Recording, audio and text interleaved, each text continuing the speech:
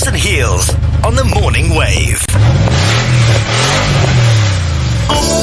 So it is that time again, 9:33. Happy Monday to you and yours, and welcome to the Morning Wave. So Sam is back in studio. Sam, how are you? I'm good, thanks, and you, Sam? Lekker. How was your weekend? It was amazing, thank you. Okay, tell us more. Got to actually drive my own car for a little bit this time. My lovely 2006 E63 AMG. Beautiful. Probably one of the worst financial decisions I've ever made, but I absolutely love it. Okay. Yeah, so it's one of the first weekends I haven't actually been spending time with a press car, so... In other cars, pretty cool, yeah, pretty cool to drive my own car for once. Beautiful stuff. So I'm a little bit nervous about today's topic. You know, it's a topic that I fear and a topic that I really hate talking about, and that's finances. Yeah, it's finances, and it's also quite a difficult one to tackle because being in the motor industry, you know, you want to encourage people to buy new cars. But we're sitting at the point now where our prime lending rate is 10.75%, where, that's like if you qualify at 10.75. Let's start there. 10.75, yeah. And there's so many things you need to do in order to keep your credit in check. And I mean, we're in an environment now where it's just a global inflationary environment.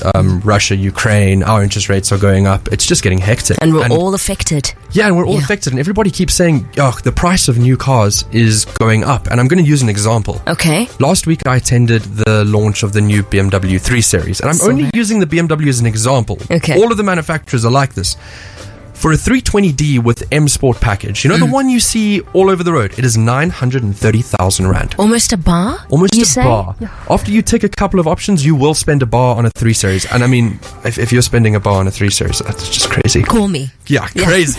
Call me. 5 years ago, in 2018, when the pre-facelift 3 Series launched, the 320D with M Sport, it would have cost you 700,000 Rand. Jeez. So that is an increase of 230,000 Rand. Over the past 2 years? Over the past 2 years. Yeah, okay. Now, we also sit in a point where during COVID and during lockdown, there was a lot of stock constraints on cars. Yes. So we saw the price of second-hand vehicles go up. And what do we see when the price of new car sales, when the price of new cars go up? Yes. People tend to hold on to their second-hand cars for longer. Okay. Which now, we sit at a point where not that many people can afford the newer and luxury BMWs and Mercedes and Audis. So the price of second-hand cars also goes up. That's wild. Yeah, it's completely wild. And the perception is just go for a second-hand car. It's cheaper, it's more affordable, etc. But I also want to touch on, Sam, you know, the portion of our income and how much we should actually spend on a car. Is that something that we can actually work out? Yeah, 100%. So the recommended portion of your income to spend on a car is no more than 25%. So that would be of your monthly earnings. But what you also need to factor in here, it's not just, okay, cool, my repayment is now 25% of my income. You need to take into account the maintenance of the car. Correct. Your tires, your fuel. There's so many other things to take into account. And then it's also, are you buying the right car at the right kind of price with that 25%? Because you could also buy a car that depreciates severely. In a very short space of time. In a very short space of time. Okay, does that 25% also include insurance and all the other goody gats? Yeah, it must do. Yeah, you must factor in insurance. Where were you before I just bought this Italian car? Hello. Okay, so we're talking all things finances here on the Morning Wave. Sam is in the building. Send us your questions via the WhatsApp line 084-822-0938. If you have any questions for Sam, he's here with us to answer all of those questions. In the meantime, here's some Gary Newman with a song called Cars, 37 after 9. So right here on Mix 93.8, Gary Newman with a song called Cars. It's Wheels and Heels. Sam joins us every single Monday from 9:30.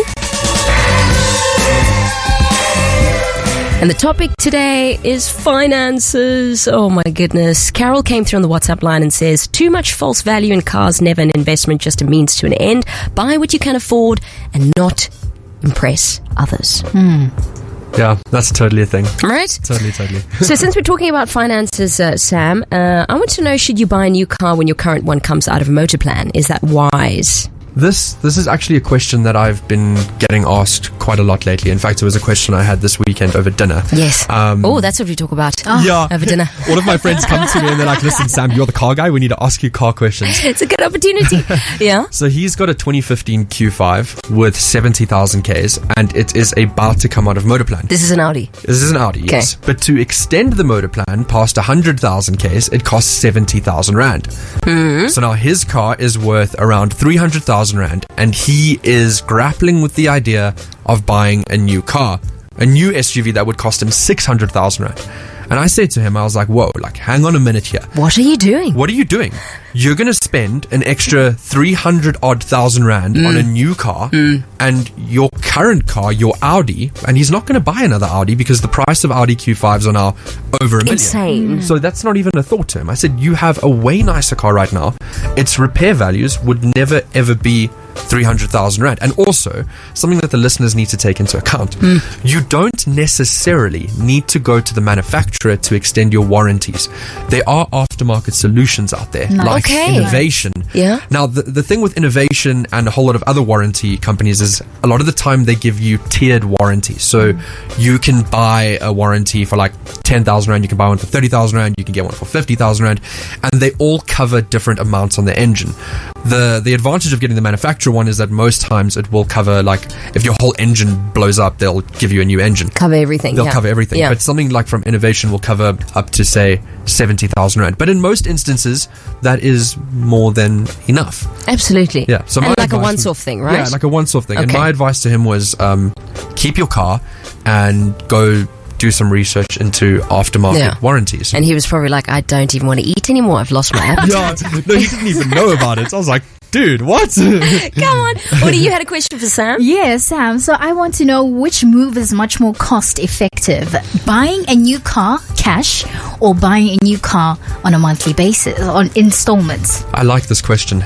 You see, now the thing is, if you're going to buy it on monthly installments, remember you are going to succumb to a very high interest rate. And a lot of people don't actually end up qualifying at prime even. Like, you'll qualify at like 11 or 12%, and at that point it's like the amount of interest that you're paying on a car becomes unjustifiable. But also we have to keep in mind that a lot of consumers aren't in the position where they can just splash out 350, 400 odd thousand rand on a car.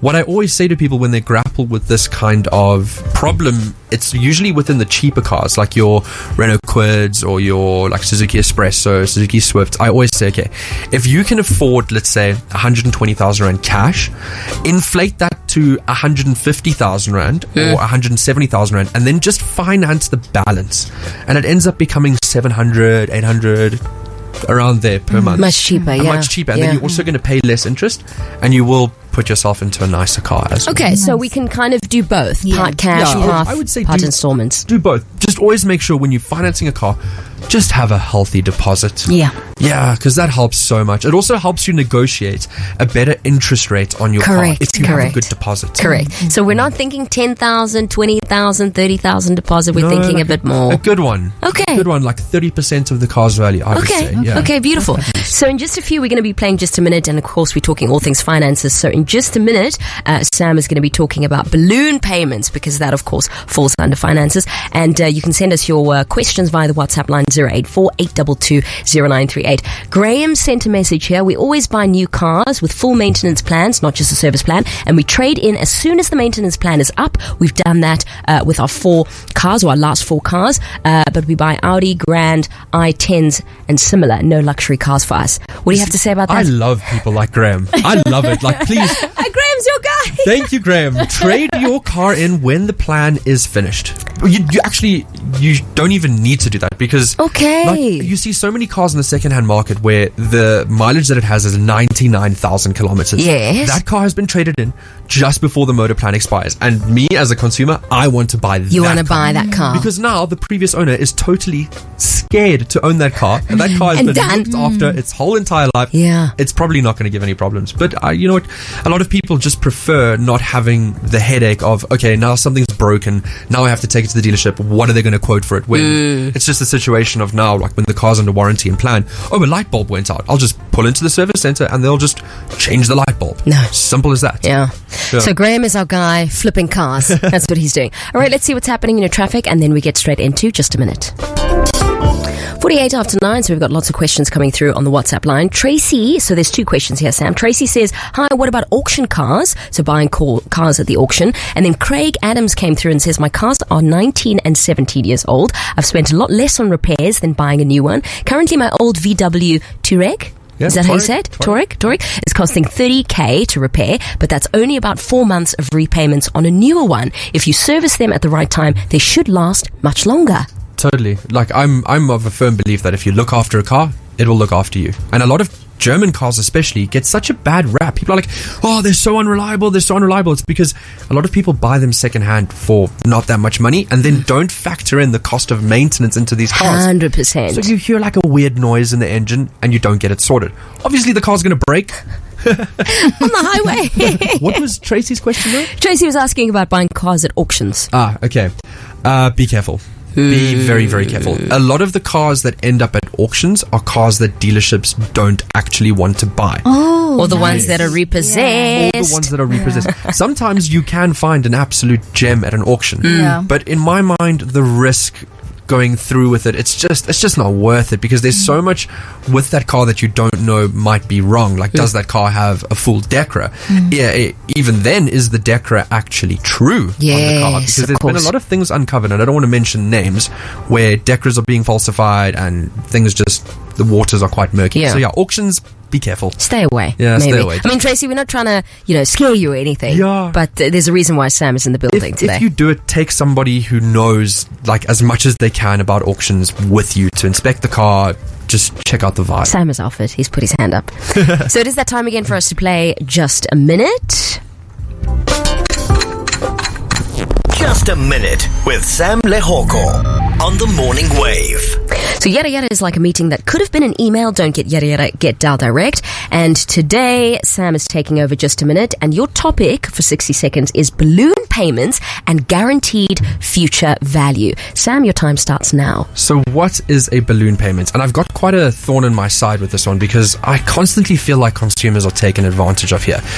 And the deals that we're seeing nowadays, it's like, buy a new car on a 30% balloon. And what a balloon allows you to do essentially is to buy a more expensive car and lower your interest rate. And oftentimes you won't even need a deposit. So there are advantages to taking out a balloon.